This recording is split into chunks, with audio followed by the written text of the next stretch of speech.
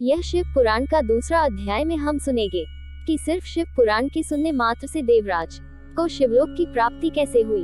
शौनक जी ने कहा, हे सूत जी, आपको परमार्थ तत्व का संपूर्ण ज्ञान है।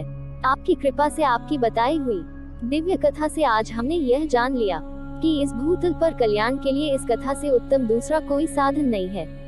अब आप हमें कृपा करके यह बताएं कि इस पृथ्वी पर इस कथा को सुनकर किस प्रकार के पापी शुद्ध हो सकते हैं।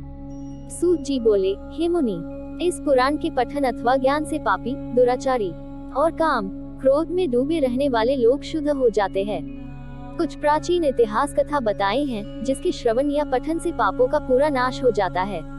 प्राचीन काल की बात है, एक नगर में एक ब्राह्मण रहता था जिसका नाम देवराज था। वह ज्ञान के विषय में बहुत ही दुर्बल, दरिद्र और वैदिक धर्म से विमुख था। वह अपनी दिशा से भ्रष्ट हो गया था और वैश्य वृत्ति के कामों में लगा रहता था। उसे स्नान संध्या आदि कामों का ज्ञान नहीं था। वो हमेशा उस पे भरोसा करने वाले लोगों को ठगता था।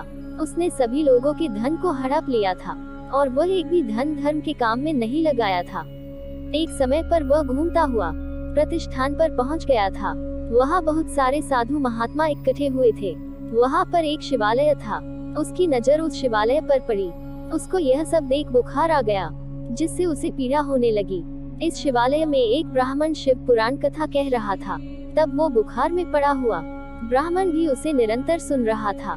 एक महीने के बाद वह बुखार से अत्यंत पीड़ित होने लगा और फिर मृत्यु को प्राप्त हो गया। यमराज के दूत आकर उसे बलपूर्वक पाशों से बांध कर ले गए। तभी वहाँ पर भगवान शिव के पार्षद गण शिवलोक से आ पहुँचे। शिवलोक के गण कुछ ऐसे दिखते थे। वह उज्जवल दिख रहे थे। उनके हाथों में त्रिशूल थे। उनके शरीर पर भस्म लगी हुई थी। उनके गले में रुद्राक्ष की मालाएं थी।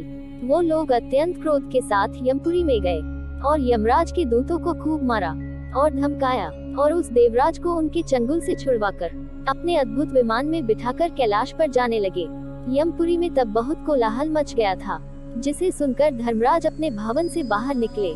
तब भगवान शिव के उन दूत को देखकर धर्मराज ने अपने ज्ञान दृष्टि से सब कुछ जान लिया और उनकी पूजा की। उन्होंने भय के कारण उन दूत को कोई भी प्रश्न नहीं किया और फिर वह दूत कैलाश को निकल गए और वहां पहुंचकर उन्होंने देवराज को भगवान शिव के हाथों में सौंपा। इस प्रकार शिव पुराण केवल सुनने मात्र से देवराज को शिवलोक प्राप्त हुआ। इस प्रकार शिव पुराण दूसरा अध्याय समाप्त हुआ। हेलो दोस्तों, और अगर आपने हमारे चैनल को सब्सक्राइब नहीं किया है तो कर लीजिए ताकि हमारी वीडियो आप तक सबसे पहले पहुंच सके। धन्यवाद।